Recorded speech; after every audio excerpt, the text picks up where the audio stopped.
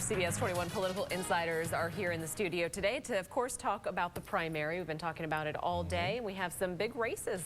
Still underway. So let's start at the top with the governor's race. Charlie, you can call the Republican You've already made side. your prediction. I'm pretty sure Governor Corbett prevails tonight on the Republican side. Says there is no opposition. But, right. Tony, this has Democratic been side. an example of how the Democrats have really made this race exciting. This has been an exciting race. I don't think we know the winner yet, and we may not have. There's still votes coming in, so the winner may yet earn his or her victory in the next 2 hours. So you really don't see a Wolf running away with it?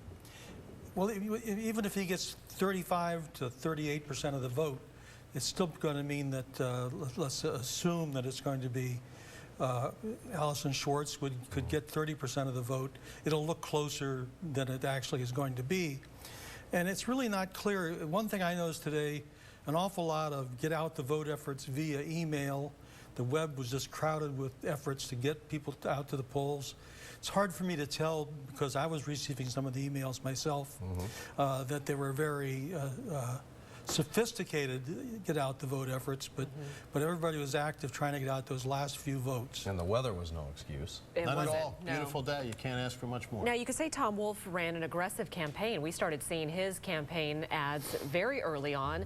Is this something that you think has helped him so far in the polls? Oh, absolutely. I mean, most people don't appreciate Tom Wolf started running for governor way back when he resigned as Secretary of Revenue. He kept active in politics. He kept his political activities and donations, making donations to strategic Democratic candidates, keeping his profile high within the regular Democratic Party.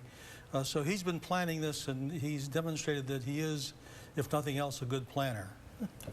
He went on the air early, massive television buy, really a November buy in the dead of winter.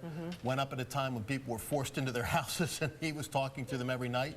And unfortunately for some of his Democratic competitors in the primary, they didn't respond.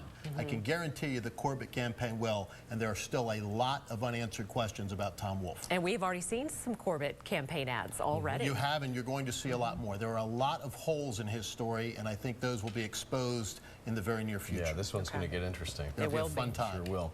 All right, Lieutenant Governor, we've got a host of people in that. Well, do you want to call the... You want to call Lieutenant Governor too, I have Charlie? an easy job tonight. Yeah, Jim Cawley has been a good partner to Tom Corbett, unopposed in the primary, so I'm guessing he will prevail. All right, but we have five people for five Lieutenant candidates Governor. on the Democratic side, none of them with the kind of name recognition, of course, running for governor.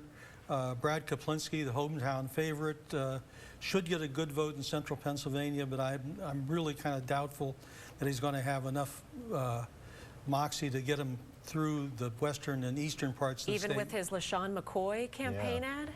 Well, even LaShawn McCoy, we'll see how many votes that does draw in Philadelphia against Mike Stack, the state senator who's been running campaign ads, even in this area.